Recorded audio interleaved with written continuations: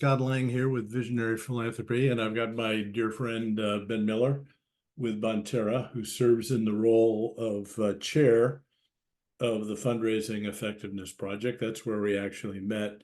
I'm currently serving as treasurer. And this afternoon, what we want to do is not only review the report, which was launched, unveiled, and discussed at the AFP ICON meeting in Toronto earlier this month, but also provide an opportunity to go into deeper detail on the data that was uncovered. And since Ben really is a full-time data scientist and analyst, is prepared to speak to every aspect of this data set, and also the ways we can better utilize and leverage this information. I think we've got Q&A on. If you've got any questions for either of us as we go through, please submit those. And also note that there'll be plenty of time at the end of the conference for us to engage in conversation. At this point, I'm going to attempt to share my screen, and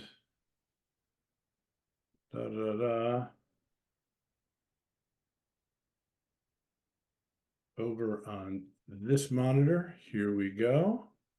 And we're going to put this into slideshow mode and start all the way at the beginning and enable ourselves to introduce ourselves. You know me, but Ben, why don't you say a word or two about yourself?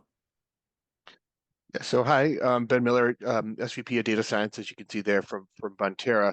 I am the chair of the Fundraising Effectiveness Project and also serve on the AFP Research Council.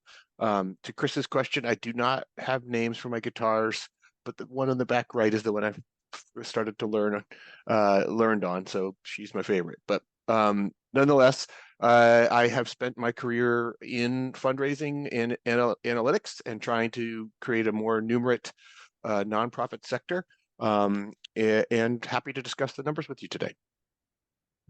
Perfect. So essentially what we want to do is give you a sense of what the Fundraising Effectiveness Project is, what we do, and because there's more to it than just this report, and then some insight into how to use the data. So Ben, why don't you talk to us about the volunteers that participate in this enterprise? Absolutely. And so this is an all volunteer, well, it was an all volunteer led effort up until recently. So the Fundraising Effectiveness Project was started in 2006, and the founder, Bill Levis, who I had the great honor of getting to meet and learn from, started it in 2006 with Kathy Williams, and the AFP and Urban Institute created this Fundraising Effectiveness Project. Later on, we started to collect real-time data from the data providers. You see them listed up here: Bloomerang, Classy, Donor Perfect, GiveSmart, Keela, and QGive. And those are received in an anonymous fashion. So we receive more than 20,000 organizations' data, and it comes in, and we don't know who the organizations are, nor do we know the donors, but we can identify a donor within an organization, so we are able to measure things like retention. And as I mentioned, it was all a volunteer-led all the way up until around 2020, when Giving Tuesday got involved, and Giving Tuesday became a co-sponsor of the event with AFP, of the project with AFP, and together have begun to staff the Fundraising Effectiveness Project and have been able to create these reports. And so you'll notice changes in the reports around those times as well, because we started to get some funding. So that is the Fundraising Effectiveness Project, and there is still a very big group of volunteers like Scott and myself that are involved in this project and are trying to make it better. So if you are interested or have any interest in do that, we always welcome more. That's an invitation. You can email either of us. But as you see, we not only put out these quarterly reports, but one of the things we want to highlight this afternoon, which is a free service to any AFP member, is the AFP fitness test. And that's a way in which you can actually measure your own statistics relative to acquisition, retention, and renewal, And in the last set of slides, compare your performance with the national average. You want to talk a bit about the research that we sponsor? Yeah, so as I mentioned, Bill Levis was the founder, and he actually passed just last year, and we were fortunate enough before that happened to start a Levis Research Grant.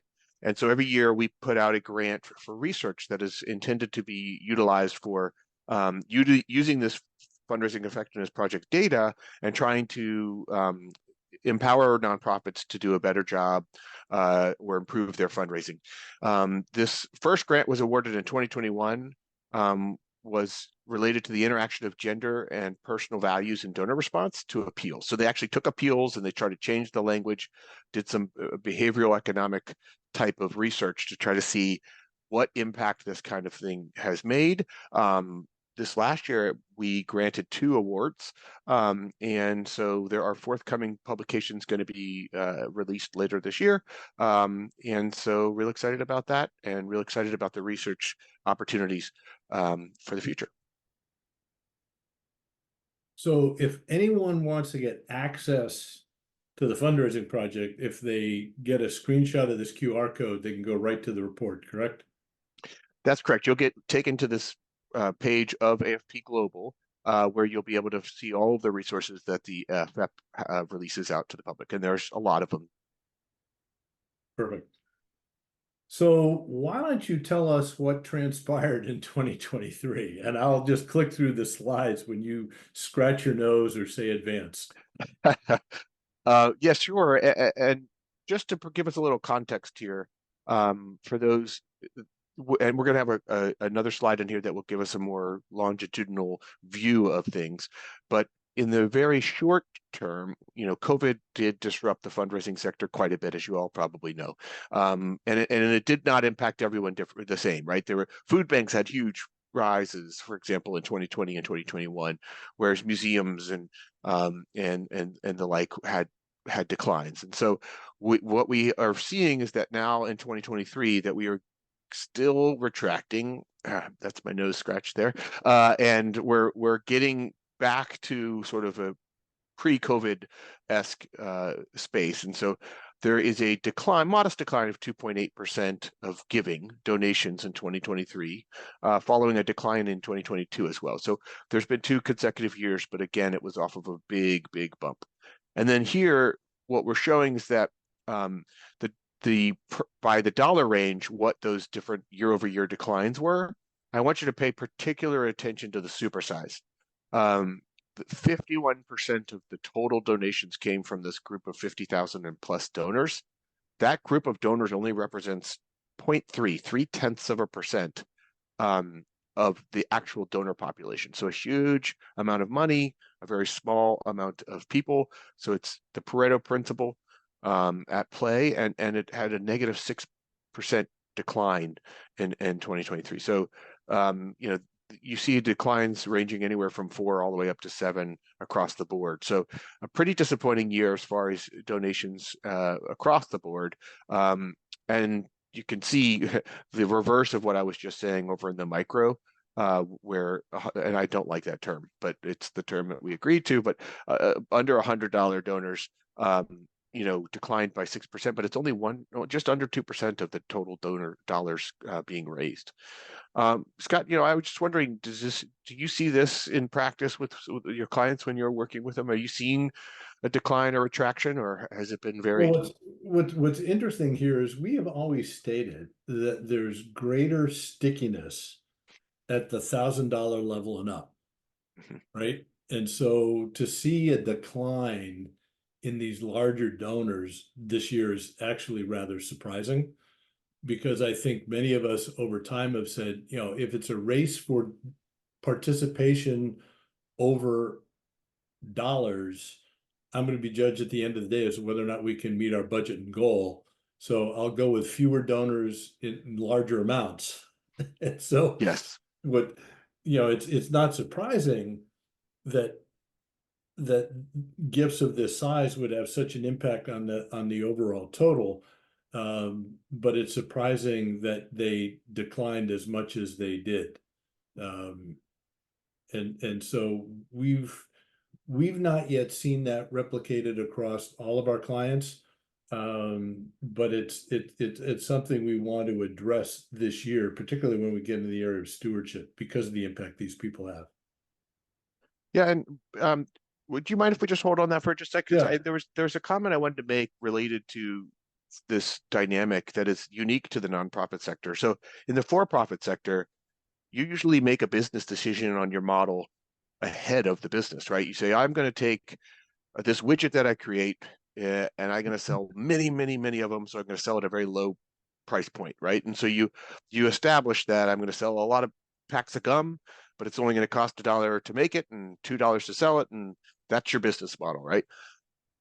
Or conversely, you decide I'm going to sell a very relatively few, whether they be widgets, maybe cars or houses or something to that effect, that are a lot more expensive, but it will cost more for me to sell it, and so it takes a lot more time, and maybe it's just a service even, right? And so, as a business, you consciously make that decision. In the nonprofit sector, you don't have that luxury.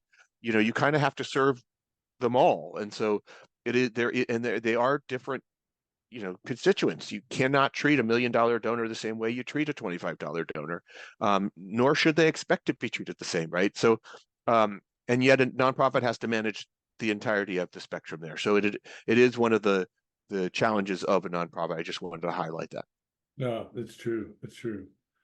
What's interesting here is how these dollars were distributed based on what we term at FEP the life cycle, new donors versus people that were retained from the previous year versus those that were retained for multiple years and recaptured. I mean, this is to see the recaptured number as low as it is and the newly retained as low as it is, that's troubling. Absolutely. And even though the repeat is sort of faring the best, I think that might be the most alarming, right? Because the repeat donors are the ones that you can count on. These are your constituents that are most loyal. So you can see that they count for 62% of the dollars, right? So losing 3.5% to 62% of your donors is actually quite significant. And so, but to your point, like the other thing about each of these constituents is that they act differently. Someone who's given that first gift, whether it be through a direct mail piece or through a gala, went to an event or a dinner, that first donation does not necessarily mean that they are, a loyal supporter. And so you really can't tell until that new retained, right? Once that second gift comes in, then you can really start to think, okay, here we go. We've got someone who's interested in our cause, has dipped their toe in and is now a little bit more interested, and those really need to be cultivated more.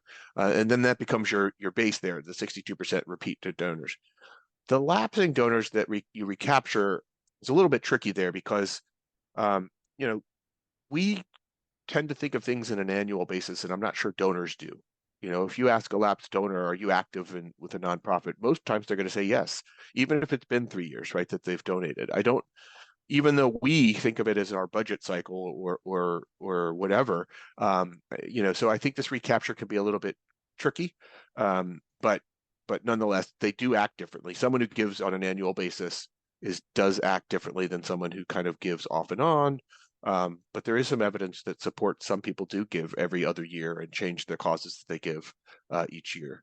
And in our do you see that? lexicon, a recaptured donor would be someone who had not given in at least the 2 previous years, correct? That's So the correct. 3 years ago? That's correct. Okay. So new retained would be the person who renewed. Their first gift was last year and they gave again this year. Yes. So let's take, this is 2023. So let me just walk through each of these. So it's a perfect point because the definitions matter. The new donors will be their very first gift ever on file that we can see. The first time this donor ID appears was in 2023. The new retained, their first donation was in 2022, and they gave again in 2023. The repeat retained are people that had given in 2022 and sometime prior, and they gave again in 2023. And the recaptured gave prior to 2022 but not in 2022 and came back in 2023. Okay, perfect. And I know, having worked in the academic field, we ran into situations where if, say, a husband and wife graduated from two different schools, one school might get a gift one year, then other school might get a gift another year. Yeah. Or someone might give only on their anniversary cycle. So every 5 years, they make a class gift. They don't necessarily, give annually. So part of this is knowing the behavior of your own prospect pool in terms of how to solicit and engage them, I presume, as well. Totally agree. And Scott, do you want to, there's a question, should we answer that? And then we'll move on. I think it's about the super side. So it's about 2 slides ago, but still we can just answer the question. The question was, is there a possibility that the supersized donor might be giving in different ways that are not being counted as donations? And the answer is absolutely. We don't know. All we're capturing is the donation in the data set that we have. There is absolutely ways that that person can be, contributing in other ways for sure. Well, and this actually was cause of a previous seminar that we ran when we looked at the Giving USA report from last year and the declination in dollars in a year when GDP grew. And what we discovered was that there were a number of people who were giving through GoFundMe, crowdsourcing options, and there were people that were making social impact investments, and both do good and are benevolent, but one's seen as charity because it's going to a 501c3 and one is not. So it's quite possible someone could take $100,000 and make an investment in something, call it social impact investment, and it not be a charitable gift. However, it may be that these people just didn't donate. It's possible they didn't do either, right? Absolutely true. Sad but true. But so, and this is where this slide shows the importance of, retaining, engaging, satisfactorily stewarding donors, because those people that have made 7 or more actually, had some growth. This is a bright spot, but there's some slippage here in the 2 to 6 donation category. Ben, can you talk about that? Yeah, well, I think it's promising to see that the recurring giving, which I consider the 7+ donors, to be, is increasing. I think that if you look outside of the US, you'll see that a lot of the, like the way that it works, say in Europe or Canada, is that a lot of times people will give through ACH, or, they sign up through their bank account and it just happens every month. So recurring giving is the norm, whereas here it's not quite that way. And so to the extent that we can head that direction is really good, right? Because their retention rates are very much higher than ours, and it's a lot easier to maintain that recurring gift. And to your point, though, Scott, like we are seeing some softening in that 2 to 6 or under 1 range, and that's concerning. When you consider the amount of money that is coming from that group. Mm-hmm. So this, I think, doesn't surprise anybody, right? I mean, maybe the decline in dollars does, but over time, we've seen a decline in overall donors year over year. Yeah, and there's evidence out there from other reports that suggest this is not just happening in donations, right? There's decline in volunteering. There's a decline in attending service at religious organizations, whether it be church or temple or mosque. There's a decline. There's the bowling alone phenomena. There's a decline in social engagement, and so this is evidenced across a lot of different data points that there is this overall decline, and so it's something we need to be concerned about and worried about. So when we take the same look as we did at dollars, what do we see in donors, the actual count? Right. So, and that's an important distinction. So prior, we were just looking at the amount of money that was coming through, right? And so here, we were mentioning that micro, which had just a very small amount of money, but accounts for 53% of the donors. And then, as I mentioned, to the supersize, 0.3% of the donors, and they were accounting for more than 50%. So it's this flip-flop.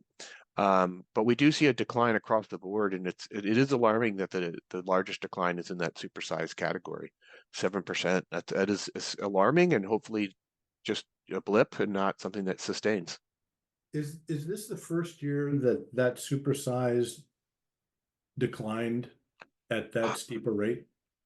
It's the first time that I recall. Now, I don't know the numbers right off the top of my head, so I would like to check but I believe it's the largest decline we've seen over the last several years.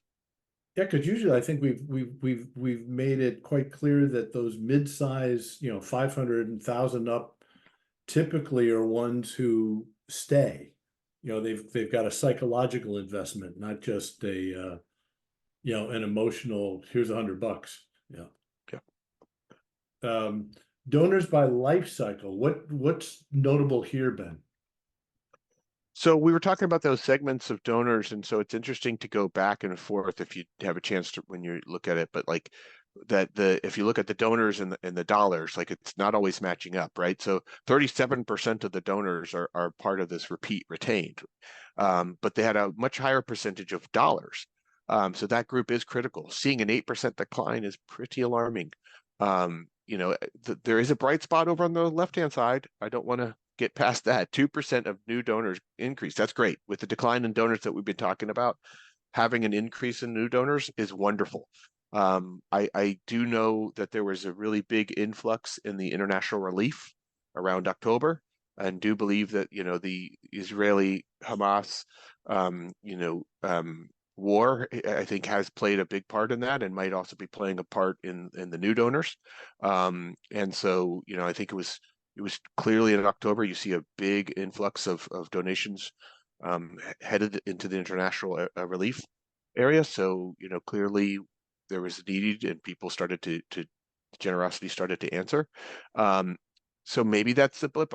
I'd like to be a little bit more optimistic and believe that this is more than just that. But time will tell. And the other thing, Scott, that I think is important to realize is that the relationship between recaptured and new. So 4 to 1, you see how like 41% of donors are in the new, 14%. That's typical of what we see, that relationship. And the reason that's important is that the new donors is the most costly group here. You have to spend money to get new donors. Sometimes you have to spend money to get donors recaptured as well. But the biggest investment most organizations make is in that new donor category. And when things are hard, that's the first place to look to cut, right? Because that's money going away from a program and into an investment. I oftentimes advise that nonprofits should split acquisition from their development program, because one is a cost center and one is a profit center, if you're talking about it in sort of for-profit terms, right? Yeah. The cost center, you need to be thinking about it as a lifetime value equation, right? And not just this year. And so when you have a cost to acquire those donors, that's going to pay off over years, but it's not going to pay off this time. And if you make a short-sighted decision in that acquisition budget, you're going to pay for it in the coming years. And so I just think it's important to realize that it requires 4 times as many new donors, and as it does recaptured donors, just to barely stay a little bit under flat. So think about that. That's quite remarkable. So one question, a comment to your point about new donors coming in the last quarter. One of our viewers stipulated that they raised $800 million for victims of Hamas through the Jewish Federation, to your point. Yes. And then secondly, a question here, and this may draw upon your experience at Bonterra and CRMs. I'm going to read this. Working with CRMs in the past and the record matching that goes on with online donations, could the lower retention and recurring donors be due to more online activity, which means worse record matching if you might not be able to identify the actual donor due to more online activity? And new records are being created, and donors might be marked as lapsed when actually they shouldn't be. That's an excellent question. And one that we try to avoid by making sure that we are looking at like the database of record, which theoretically will be bringing back the donations that are in those bespoke areas. Like sometimes people will use an email carrier to send out emails, but that's not their database of record. So we are working on ways that we can connect that. And if an organization is in two separate platforms, to be able to flag that, we have not solved that answer yet, but it's possible that that might very well be the case to some extent. But we do try to limit it by making sure that we don't even bring in if it's not the database of record, where we try not to bring in the record if we don't think it's the database of record. Scott, and I'm realizing that we are nearly halfway through, and I don't think we're halfway, so I'll try to speed up my answers or my comments as we go through. All right. Well, we promised people we'd do a deep dive, so we're diving deep. We're diving deep. So this again typically represents the value of retaining and renewing donors. But the interesting thing here, as we look at multiple donations, we're still seeing a drop. Yeah.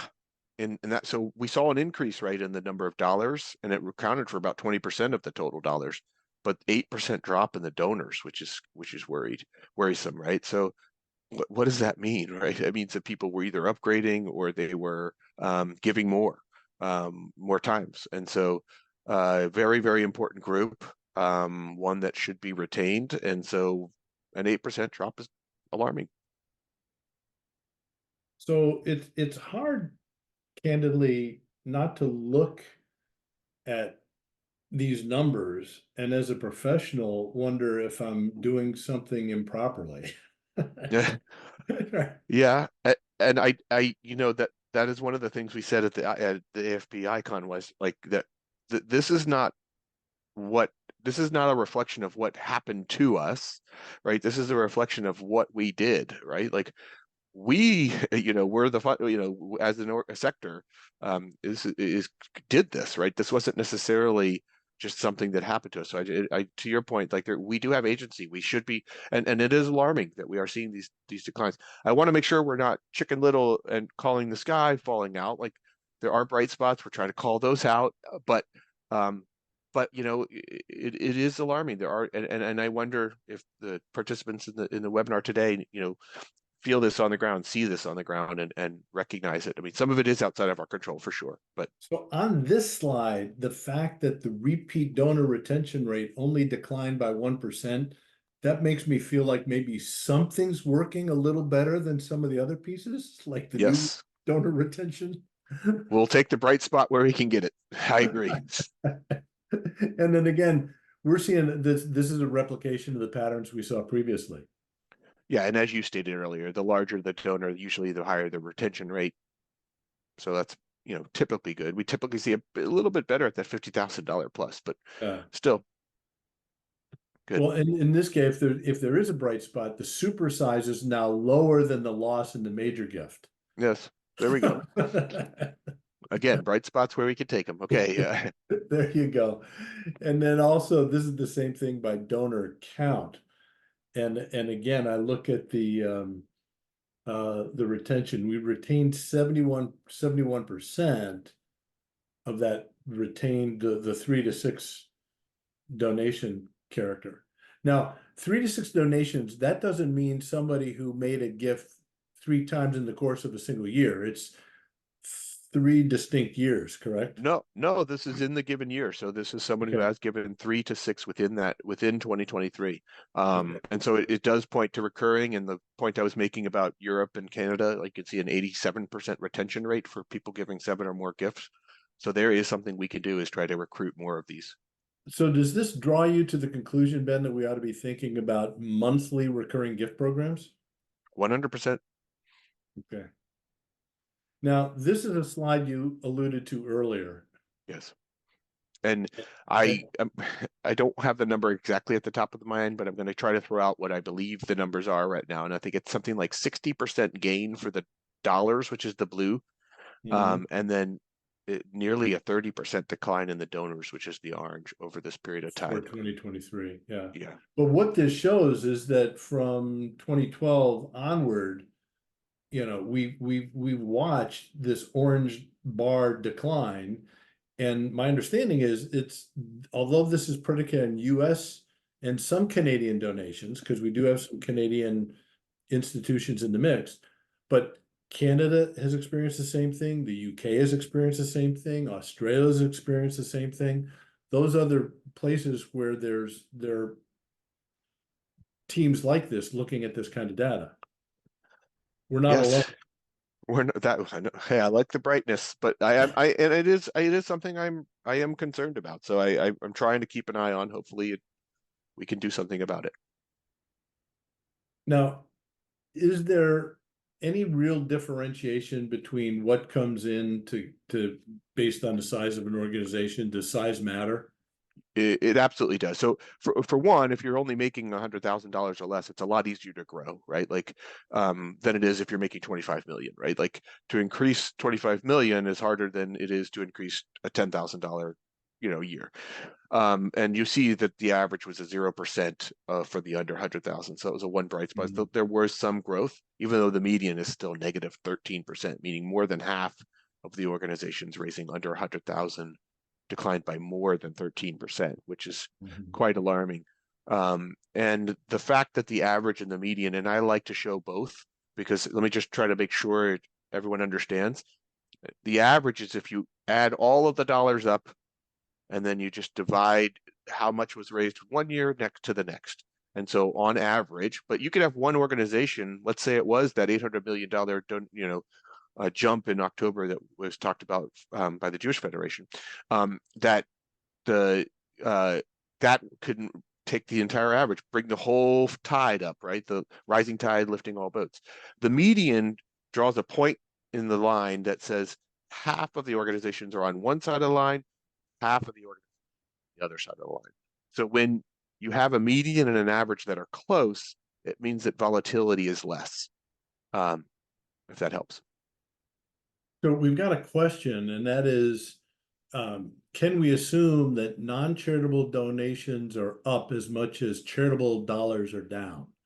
And I don't know that we've got results from the crowdfunding sources yet or from social impact investing. Is there going to be a delay in reporting some of that information?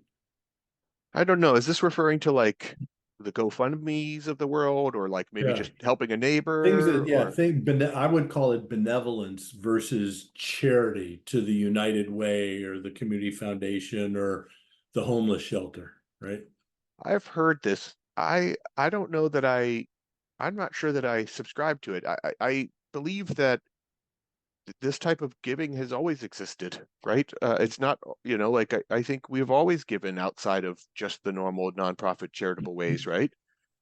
The GoFundMe's are new, so that I think is fair. But I wonder, did it create a new market? I'm not sure. I'm not sure. I don't know. Didn't we always help our friends? Didn't we always sort of do that? I don't know. This could be, we should get some erstwhile person to submit a research request to take a Yes. look at the cross-pollination between the crowdfunding charitable like activity, benevolent activity versus what we're tracking. Overall donor retention.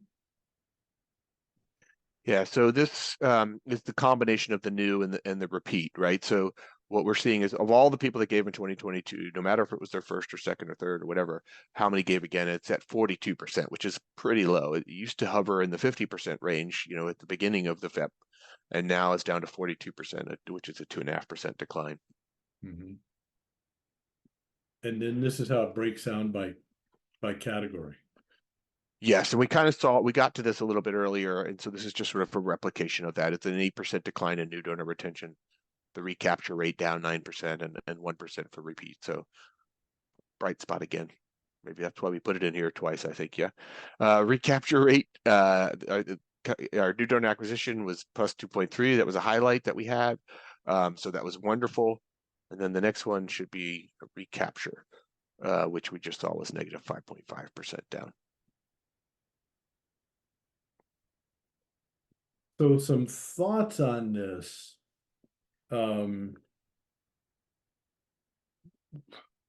You mentioned the fitness test, right? So this is Yeah. a concept that's in the fitness test, the gains and losses.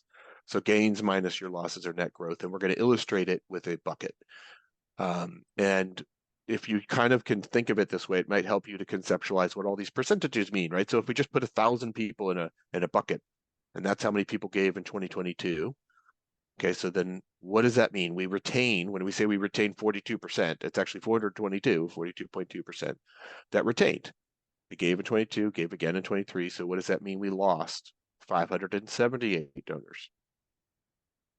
A lot more, right? And then so we had new donor acquisition of 392. And what about our recapture? 136. And again, that's the 4-to-1 ratio or close to. And so then trying to translate all of this so that you can kind of get to like the gains and losses. We add up the additions to the bucket, the 392 plus 136, that's 529. That's how many people we got either new or reactivated. And then how many we lost, 578. So if we keep going through, we're going to get to what our gain loss was, which we add those two together, and it was negative 49. You divide by 100, so we lost 4.9%. That's slightly different than what we're reporting because we have a late data estimate that brings it up to the 2.3% or whatever the number was. So the reason we bring this is because like this helps to illustrate what can you do. When you look at it this way, there's only a couple things you can actually do to change this, right? You can either add more water by More than acquiring 1,000 people. yeah, but we're bringing in more new donors or reactivating more lapsed donors, or decrease the size of the hole, retain more folks. Like those are that. Like what else can you do? And it's really interesting if you've ever worked with an objectives tree. You know, one of the things you do with an objectives tree is you go up why, you go down how, and so this is how. How do you do it? You acquire more. So now you have these metrics that can help you tag whether or not you're successfully achieving the filling the bucket up, getting the bucket higher, bigger. And so and ultimately the why is your mission statement. So the reason we raise more money is because we want to achieve more of our mission.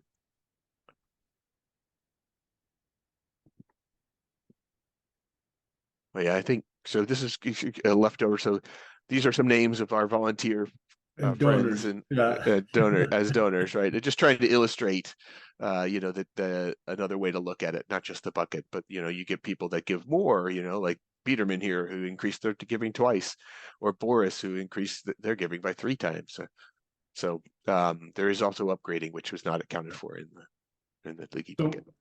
one of the nice things is that we had some erstwhile people, Bill Levis being the progenitor, who created this massive spreadsheet filled with macros and multiple layers, but you can take your own data, a constituent ID number, a date of the gift, and the amount of the gift, and you can do that for the last 6 years, and then upload it into the system and generate some reports. And these are examples of what any one of us could do for our own organizations, looking at retention rate, acquisition rate by the entire donor pool and by those gift ranges that we talked about, under 100, 100 to 250, 250 to 1,000, over 1,000 and 5,000 up. And then looking and on the second slide, the total number of donors in year 1 and 2, monthly donors, net change. This is real insightful stuff. And I'm just going to show you, this is a test I did for a nonprofit right here in Naples, looking at their data. They had 50,000 donors of record 2 years ago, 62,000 donors of record, that year, but only 21,000 were giving 2 years ago, 17,000 were giving the year before. So there was a 16% loss in donors, even though the record size grew, right? So this is important information to see. Now, interestingly enough, they had a growth in donations. So their growth rate was phenomenal.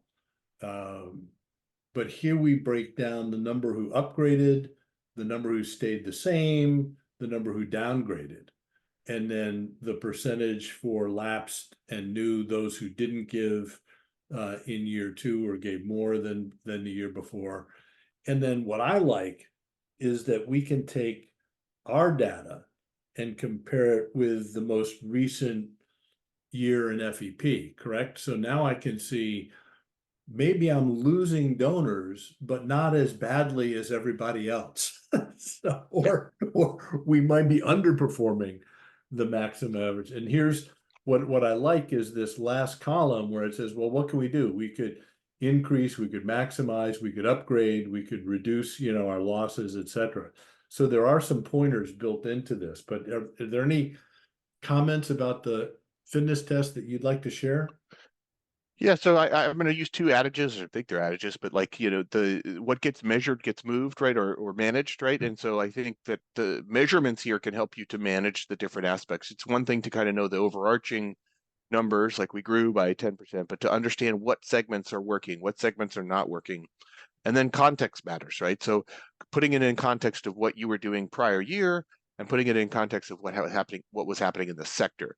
These things together combined make a really powerful tool for you to be able to make changes, adjustments, and strategic decisions on what things you need to improve upon and where you're doing good, and understanding that, and also can provide the necessary context you might need for your board.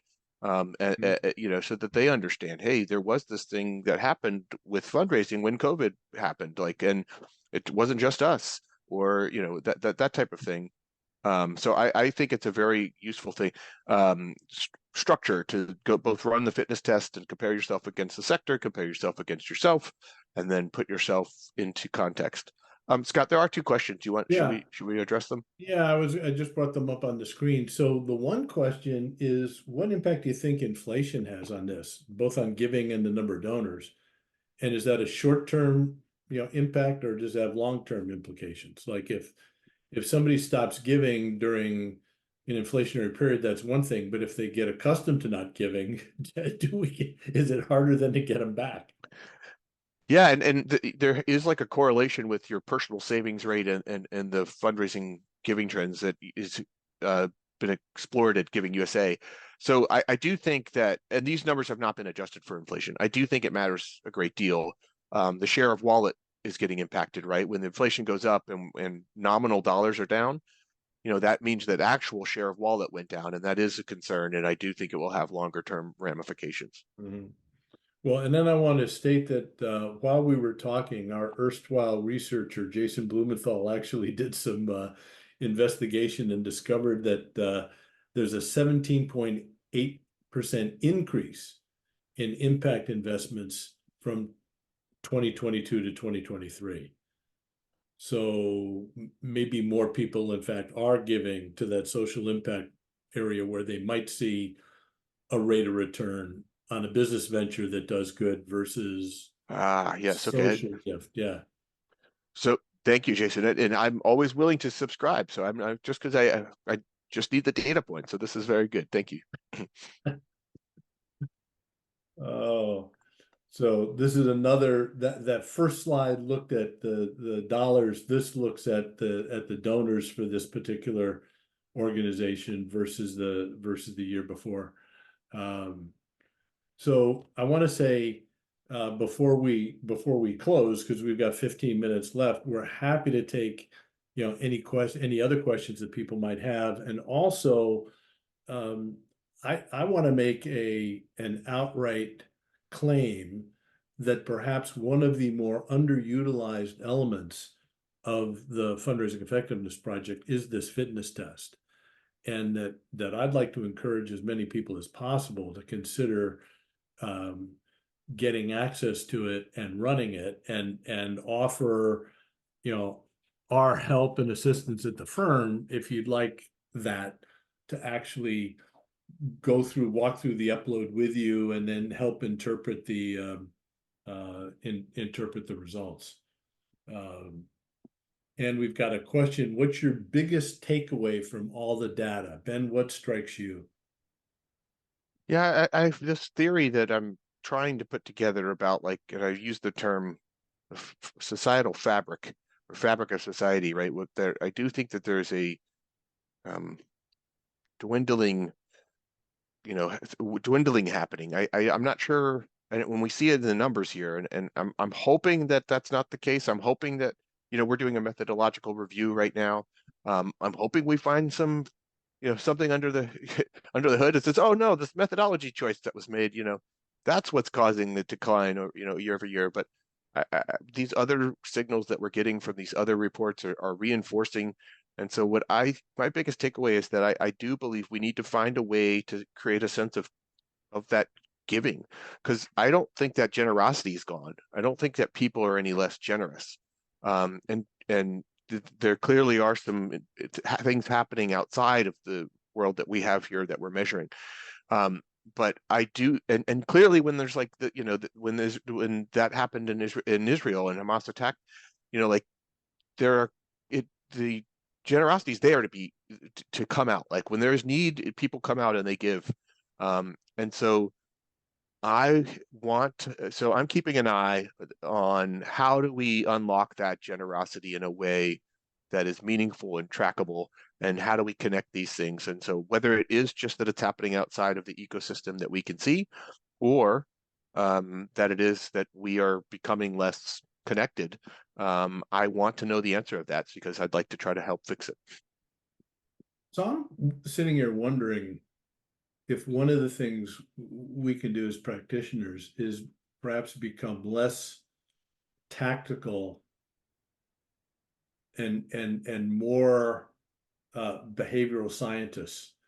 Are there things we can do to reinforce giving, charitable giving, recurring giving, making people feel good about what they're doing? I recall a conversation I had with a board member when I was at the Cleveland Clinic, and he said, Scott, this was back in the day, so these comments may feel anachronistic to a degree, but if I give you $100,000, there are several things that are not happening.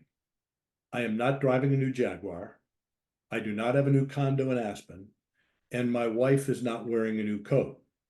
So how you treat me is really important.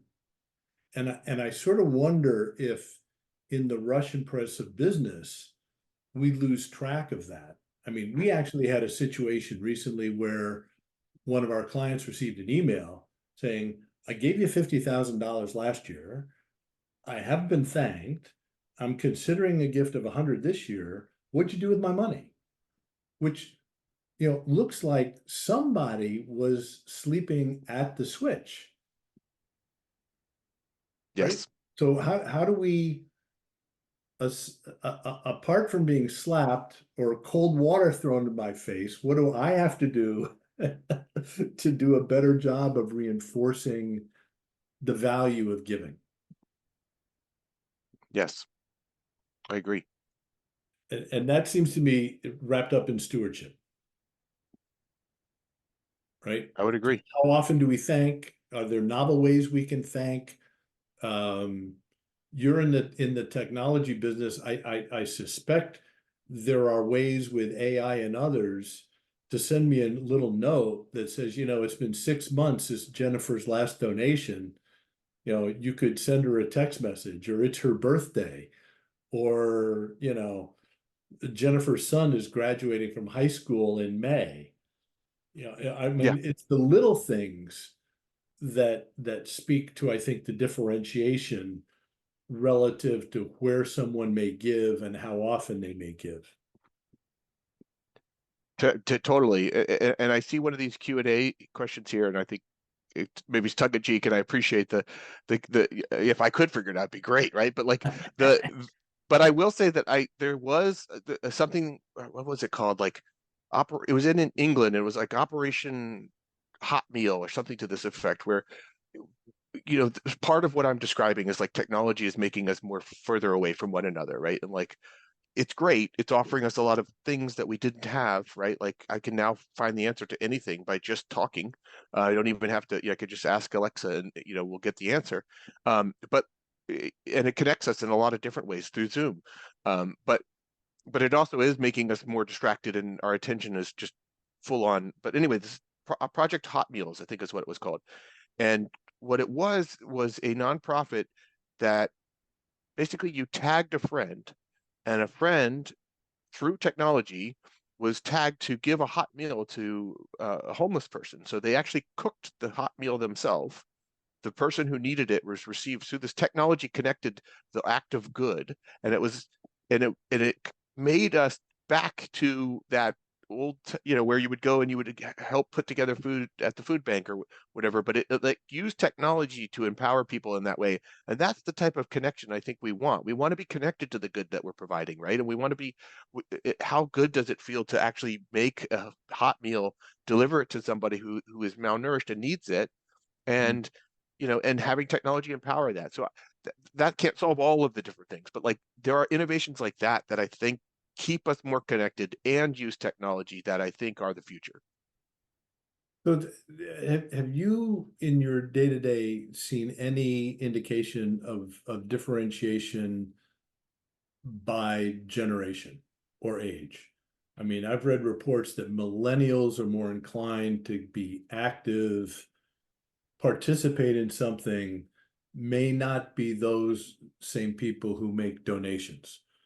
Whereas people of the boomer generation, have the money, might be inclined to make a donation, but because of their busy lives, they may not want to serve on the board.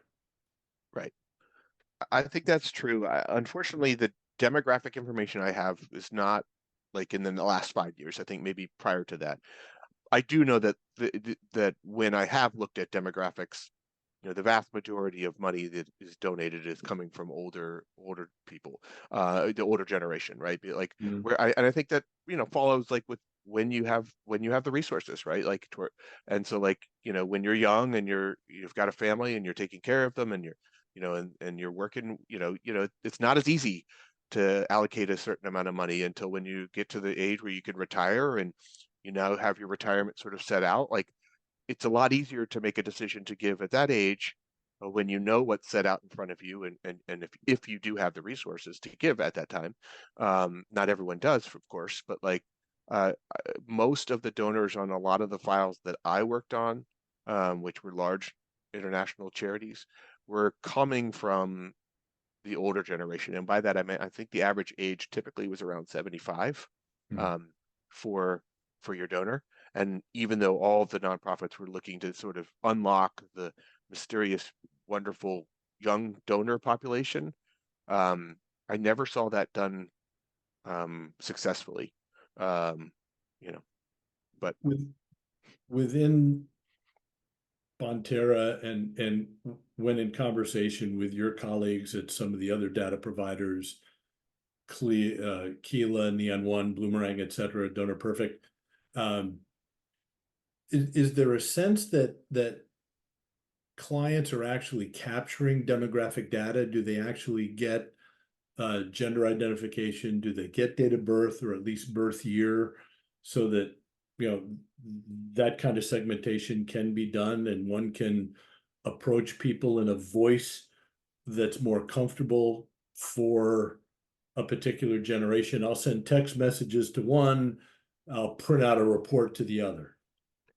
Most of the sophisticated nonprofit organizations that I've seen that have a sophisticated fundraising program typically do have age of some sort and associated demographics for their donors. But certainly it's not all, and certainly it's not the case for the smaller nonprofits. Yeah, we just finished a feasibility study for a client, and looking at their donor file, we discovered that I think it was 63% of the donations came from women, and they represented over 70% of the dollars. Yes, that's So another demographic I've seen as well, that women certainly are the more philanthropic gender. yeah, okay. Well, we're closing in on the witching hour here, and I appreciate everybody's participation. Appreciate the questions that have been asked and raised. Our emails are on this slide deck, and they'll be posted online, and anybody registered will send out an email to you with a copy of this as well. And I'm sure that Ben would be happy to respond to as many questions as I am. We both share a passion for wanting to see generosity increase in the country, and we would like to turn these trends around, but we can't do it just the two of us. We need everybody involved. So thank you for participating. And Ben, thank you for spending an hour with us. This is just really wonderful. Your insight and expertise is certainly noted and appreciated. Thank you, Scott. It's a pleasure to be here. Thank you, All everyone, for righty. your time. Well, take care now. Bye-bye, all.